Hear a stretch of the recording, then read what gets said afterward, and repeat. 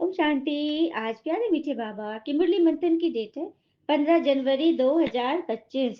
तो आज मीठे बाबा अपने बच्चों से कह रहे हैं, बाबा आया है तुम बच्चों को स्वच्छ बुद्धि बनाने। जब स्वच्छ बनो तब तुम देवता बन सकेंगे। क्यों आए हैं भगवान? हम बच्चों की बुद्धि को स्वच्छ बनाने, जो कि एकदम अस्वच्छ हो गई। ठीक है, किस बात से? चिंता, तनाव, दुख, परेशानी, ये सब क्या है? दर्द, पीड़ा। हाँ, क्या, क्यों, कैसे? जितना हम इसमें रहेंगे उतना हमारी बुद्धि बन जाएगी अस्वच्छ। और भगवान इस ज्ञान से हमें स्वच्छ बना रहे हैं और कहते हैं ना, स्थिति को स्वीकार करे। जो भी चीज हमारे सामने आ रही है उसको स्वीकार करे। कहते हैं accept the people for situation as they are. स्वीकार करें और एक मुस्कान के साथ आगे बढ़े।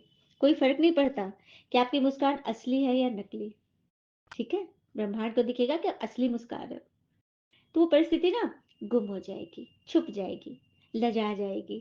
ठीक है, तो ऐसा बनाने भगवान आए हैं। प्रश्न है, इस ड्रामा का बना बनाया प्लान कौन सा है जिससे बाबा भी छूट नहीं सकते? उत्तर, हर कल्प में बाबा को अपने बच्चों के पास आना ही है। प्रति दुखी बच्चों को सुखी बनाना ही है।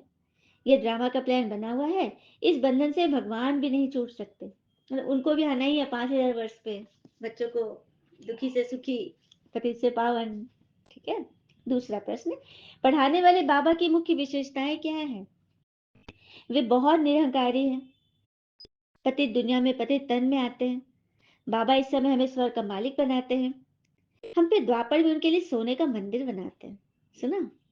बाबा की मुख्य विशेषता क्या है? कि वो निरहंकारी है, हनुमान जी की तरह। हनुमान जी है ना, सब कार्य किए, सारे कार्य किए उन्होंने, हाँ, श्री राम जी की। लेकिन जब उनकी तारीफ होती है ना कि आपने सारा किया, तो क्या कहते हैं? अरे ये तो सिर्फ प्रभु के नाम ने करा दिया। चलिए हनुमान जी पर एक और बात बताती हूँ, ये बात आप सब सुने होंगे।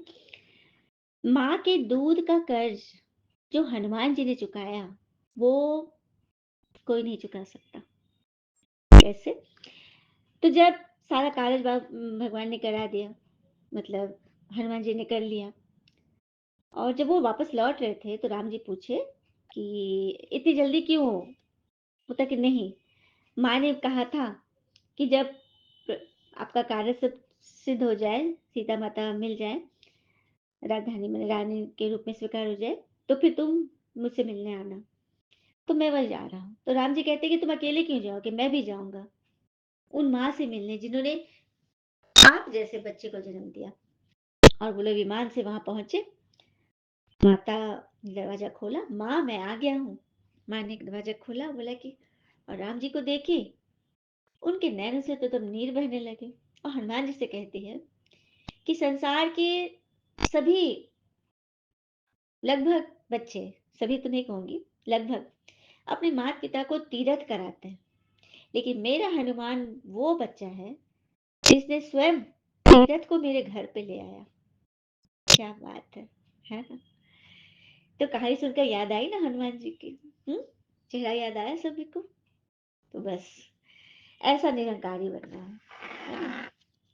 गीत है, इस पाप की दुनिया से दूर कहीं, दूर कहीं ले चल, चांद सितारों से दूर कहीं, दूर कहीं, इस पाप की दुनिया से दूर कहीं, दूर कहीं। ओम शांति। मीठे बेटे रूहानी बच्चों ने ये गीत सुना? दो दुनिया बता रहे ना, पाप की दुनिया से ले चल, तो कौन सी दुनिया में? पुण्य की दुनिया में ले चल। तो दुख की दुनिया, सुख की दुनिया के यहाँ पे कंट्रास्ट है। तो सुख जरूर नई दुनिया में होगा। नए मकान में सुख लगता है ना, अच्छा लगता है ना, अच्छा अच्छा दिखता है ना। पुराने मकान में दुख होता है, जो खंडर होता है, इससे तो वो खलास हो जाता है। फिर नए मकान में सुख से बैठना होता है। बच्चे जानते हैं भगवान को कोई मनुष्य मात्र जानते ही नहीं है। रावण राज होने के कारण बिल्कुल ही पत्थर बुद्धि, तब वो प्रधान बुद्धि बन गए। बाबा का समझाते हैं, मुझे भगवान तो कहते हो पर कुछ जानते कोई भी नहीं है। भगवान को नहीं जाने तो फिर कार्य सिद्ध कैसे हो? सही बात है। सिर्फ जानना नहीं है, भगवान को जानते हैं, उनका नाम सब जानते हैं।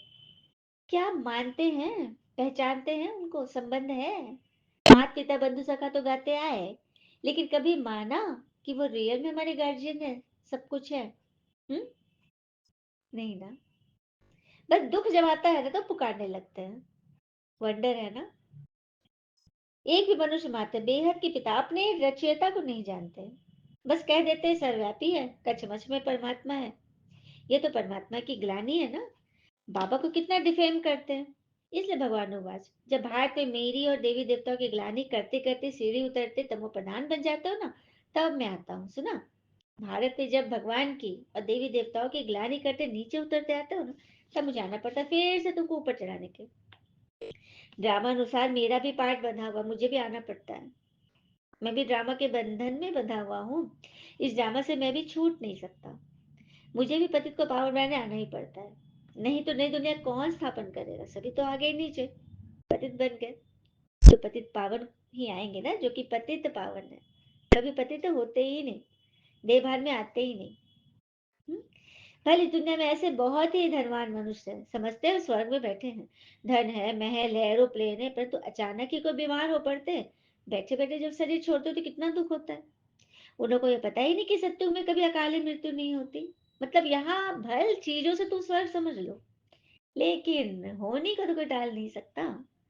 क्योंकि होनी में तो दुख है, शरीर छूटा तो दुख है ना, आया ना। तो ये बाबा कह रहे हो, सत्युग में तो अकाले मृत्यु होती ही नहीं, और छोटी आयु भी नहीं होती।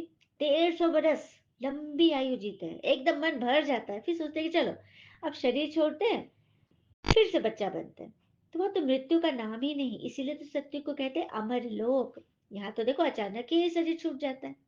हम्म? मैं आकर तुम्हें स्वच्छ बुद्धि बनाता हूँ, रावण पत्थर बुद्धि तुच्छ बुद्धि बना देता है, भगवान स्वच्छ बुद्धि बना रहे हैं। बाबा तुमको मनुष्य देवता बना रहे हैं। सब बच्चे कहते हैं सूर्यवंशी महाराजा महारानी बनने आए हैं, ये मौके सामने है, नर से नारायण बनना है। यह है सत्य नारायण की सच्ची सच्ची कथा। भक्ति में ब्राह्मण से तो कथा तो बहुत सुनते आए हैं। सत्यनारायण की कथा में ना, नर ऐसी करनी करे नारायण बने, और नारी ऐसी करनी करे श्री लक्ष्मी बने, लेकिन कोई बनते नहीं। पता है क्यों? क्योंकि विधि नहीं लिखा है।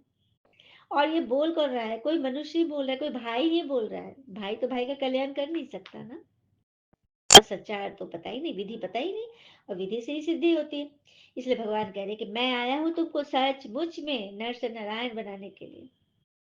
कोई पूछते हैं आपकी संस्था का उद्देश्य क्या है, तो बोलो हमारा एम ऑब्जेक्ट ही है नर से नारायण और नारी से श्री लक्ष्मी जैसा बनना। परंतु यह कोई संस्था नहीं है। कोई बोले तुम्हारी संस्था, तो कह दे कि वो संस्था नहीं है, यह तो परिवार है जहाँ माता पिता और बच्चे बैठे हैं। परमात्मा हो गए पिता, और बड़ी माँ ब्रह्मा जिनके तन में भगवान ने प्रवेश किया, वो हो गई माँ पालना देने वाली, और हम सब बच्चे ब्रह्मा कुमार कुमारी। तो ये एक परिवार है।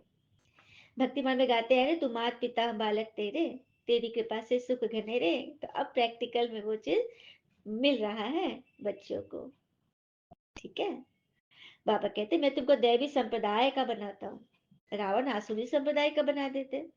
मैं आदि सनातन देवी देवता धर्म की स्थापना करने आया हूँ, जहाँ पवित्रता कार आयु भी बढ़ी रहती है। हुँ? तुम तो कहते थे हे अंधों की लाठी प्रभु आओ, हमको शांति धाम सुखधाम ले चलो। तो बाबा ही सुखधाम ले जाने के लिए आए हैं ना, वही तो रास्ता बताएंगे ना। भगवान कभी दुख नहीं देते, लेकिन बाबा पे ही झूठे इल्जाम लगा देते। कोई अगर शरीर छोड़ता है तो भगवान ने मार दिया, भगवान ने उठा लिया। अरे कोई माँ बाप ऐसा करता है क्या? ये हमारे कर्म है, जो हमारे भाग्य इक्वल नहीं है। कर्म जैसा करेंगे वैसा हमारा भाग्य बनेगा। सारा कुछ कर्म के डिपार्टमेंट में चला गया। ठीक है, ईश्वर तो माफ कर भी देंगे, कर्म नहीं करेगा, इसलिए कर्म से बचिए। अब वही सिखाने के लिए तो भगवान आ गए। फिर बाबा ने कहा मनुष्य को यह पता नहीं है कि संगम युग को पुरुषोत्तम कहा जाता है। क्यों कहा जाता है नहीं पता। भक्ति मार्ग में तो पुरुषोत्तम मास आदि बैठकर बनाए हैं, है ना। वास्तव में पुरुषोत्तम युग, जबकि बाबा आकर उच्चते उच्च बनाता है, और इसी पुरुषोत्तम संगम युग पे संगम, अभी सब स्नान कर रहे हैं ना, कुंभ का मेला लग रहा है ना। हाँ, वहां सभी स्नान कर रहे हैं, तो ये वर्ल्ड रिकॉर्ड बन रहा है। बताओ, फर्स्ट दिन पहले 13 घंटे में 1.5 करोड़ आत्माओं ने, भक्त आत्माओं ने पवित्र स्नान किया। 13 घंटे में सुबह 3:30 बजे से शाम 5 बजे तक हर घंटे 11 लाख 11.5 लाख लोगों ने स्नान किया और हर मिनट 19,000 लोगों ने और हर सेकंड 350 लोगों ने स्नान किया हर सेकंड। तो है ना आस्था की बात। हम्म? तो वही बात है, लेकिन सच्चा संगम युग कौन है? किनका मिलन होता है? आत्मा परमात्मा का मिलन। हम्म तो बाबा हमें पुरुषोत्तम बना रहे हो, पुरुषों में उत्तम। सबसे ऊंचे तो ऊंचे पुरुषोत्तम है लक्ष्मी नारायण। मनुष्य तो कुछ भी नहीं समझते। चढ़ती कला ले जाने वाला एक भगवान ही है। हाँ, जो हमें शूद्र से ब्राह्मण बना रहा है। अभी तो देखो, प्रकृति भी तमो प्रधान है, बिल्कुल पतित हो गई है, अनाज आदि मिलता ही नहीं है। वह समझते हैं कि हम यह करते हैं, हमने ये किया वो किया, अगले साल बहुत अनाज होगा, परंतु कुछ भी नहीं होता। नेचुरल कैलेमिटीज का कोई क्या कर सकते हैं? वो तो अचानक आती है, फेमन आता है, सुखाड़ होता है, अर्थक्वेक आती है, बीमारियां होती। ये वही महाभारत की लड़ाई है ना। और बाबा कहते हैं कि तुम पांडवों को अपना वर्षा लेना मिल जाएगा, क्योंकि तुम्हारे साथ भगवान है। माया रावण श्राप देती है, लेकिन बाबा आके वरदान दे देते हैं। रोज मुरली में वरदान मिल रहा है ना। हाँ, फिर बाबा कहते हैं कि मैं तुमको शिवालय में ले जाता हूँ, तो खुशी रहनी चाहिए, हमको बेहद का भगवान पढ़ा रहे हैं। मैं तुम्हें विश्व का मालिक बनाता हूँ। आदि सनातन कौन सा धर्म, कौन सी बिरादरी थी, यह तो किसी को समझ ही नहीं है। हाँ, आदि सनातन देवी देवता धर्म वालों की बिरादरी, फिर सेकंड नंबर में हो गए चंद्रवंशी बिरादरी, शुरू में होगा सूर्यवंशी बिरादरी, फिर होगा चंद्रवंशी बिरादरी, फिर वैश्य बिरादरी, ऐसे करके फिर होगा। तो सारे झाड़ का राज और कोई समझा ही नहीं सके सिवाय बाबा के। अभी देखो तो कितनी बिरादरियां हो गई, कल्प वृक्ष की बिरादरियां देख लो, मटहनिया, टाल टालियां कितनी है, वैरायटी धर्मों का झाड़ हो गया है। हाँ, बाबा ने हम सबको बताया। ये पढ़ाई है ना, ये तो रोज पढ़नी चाहिए। भगवान उवाच, मैं तुमको राजाओं का राजा बनाता हूँ। पतित राजाएं तो विनाशी धन दान करके बन सकते हो। ये बात भी सच है, जो पतित राजाएं होते हैं वो विनाशी धन जितना दान किए तो राजा बन गए। लेकिन मैं तो तुमको ऐसा राजा बनाता हूँ जो 21 जन्मों के लिए तुम विश्व के मालिक बन जाते हैं। सोने हीरो के महल में रहेंगे, सोने चांदी की ईंटों से बनी महल में। वहां कभी अकाले मृत्यु होगी नहीं, अपने टाइम पर शरीर छोड़ेंगे। है ना बड़ी बात। बाबा समझाते, मैं आकर सबकी सदगति करता हूँ, इनमें प्रवेश करता हूँ। ये ब्रह्मा है साकारी शरीर धारी, यही फिर सूक्ष्म बदनवासी फरिश्ता बन जाता है। वह अव्यक्त, यह व्यक्त। बाबा है अव्यक्त, ब्रह्मा है व्यक्त, व्यक्त अर्थात जो शरीर दिखाई देता है। बाबा कहते मैं बहुत जन्मों के अंत में आता हूँ, जो नंबर वन पावन व फिर नंबर वन पतित। श्री कृष्ण नंबर वन पावन, सत्युग का पहला प्रिंस, और फिर लास्ट जन्म 84 जन्म में ये ब्रह्मा बाबा बना, लेखरा दादा, तो नंबर वन पतित यही बना। तो मैं फिर से उनको नंबर वन पावन बना रहा हूँ। सुना? तो ये बाबा का खेल है, चक्र को फिर से रिवर्स कर देते हैं। हम्म? अब बाबा बच्चों को समझाते हैं, तुम अशरीरी आए थे, 84 जन्मों का पाठ बजाया, वापस जाना है ना, तो अपने को आत्मा समझो, देह अभिमान छोड़ो, सिर्फ याद की यात्रा पे रहना, और कोई तकलीफ नहीं है। याद की यात्रा पे रहना, हर काम याद से करना। कितना बड़ा स्कूल है ना। पढ़ाने वाले बाबा भी देखो कितना निरहंकारी है। हम्म तो फिर क्यों फंसते हो किसी बात में? एकदम अहंकार का त्याग करो। कहते हैं ना, किसी को फर्क नहीं पड़ता तुम क्या चाहते हो, किसी को फर्क नहीं पड़ता तुम क्या चाहते हो, सबको बस एक ही फिक्र फिक्र है, तुम कितना उसकी हाँ में हाँ मिलाते हो। है ना? तो बस हाँ में हाँ मिला, तो किसी देहधारी को नहीं मिलाइए। क्योंकि आज आप हाँ कर, कल अगर छोटा सा भी ना करोगे तो बहुत ज्यादा गुस्सा हो जाएगा, अरे मेरा सब बात मानता था, अब इसको क्या हो गया, फंस जाएगा वो। हाँ में हाँ मिलाना है, हाँ जी का पाठ पक्का कर रहा है, तो सिर्फ एक परमात्मा की श्रीमत पे करो, वही से कल्याण ही कल्याण है। कल्याणमेव मस्तु। ठीक है? तो बस भक्ति मार्ग में बाबा कह रहे तुमने हमारे लिए कितना अच्छा सोने का मंदिर बनाया, इस समय मैं तुम्हें स्वर्ग का मालिक बनाता हूँ, लेकिन इस पतित शरीर में आकर बैठा हूँ। और भक्ति मार्ग में तुमको सोमनाथ मंदिर में बिठाते हो, सोने हीरो का मंदिर बनाते हो, शिवलिंग बनाते हो। मतलब बाबा आज तारीफ करे कि मेरी बड़ी तुमने मंदिर बनाई। आजकल देखो मनुष्यों की भी पूजा कर देते हैं। सन्यासियों की पूजा होती है ना भगवान समझ के, बाबा कह रहे कि ये सब पत्थर बुद्धि की निशानी है, और यह ज्ञान जो मैं तुम्हें सुना रहा हूँ ये शास्त्रों में नहीं मिलेगा। वह है फिलॉसफी के शास्त्र, और यह है स्पिरिचुअल नॉलेज। अच्छा, स्पिरिचुअल नॉलेज क्या होता है? स्पिरिट अर्थात आत्मा, और नॉलेज ज्ञान। तो आत्मा का ज्ञान कौन दे सकता है? परमात्मा। तो दोनों कंबाइंड है, स्पिरिचुअल नॉलेज में आत्मा परमात्मा कंबाइंड। तो सच्चा सच्चा स्पिरिचुअल नॉलेज सब स्वयं परमात्मा ही देंगे ना, सुप्रीम स्पिरिट ही तो देंगे ना।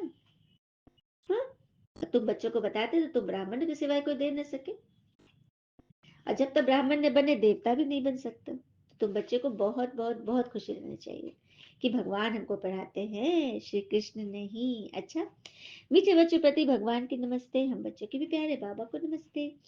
धारणा के लिए मुख्य सार, पहले पॉइंट, माया का बहुत बड़ा पॉम्प है, इससे अपना मुख मोड़ लेना है, उधर जाना ही नहीं है।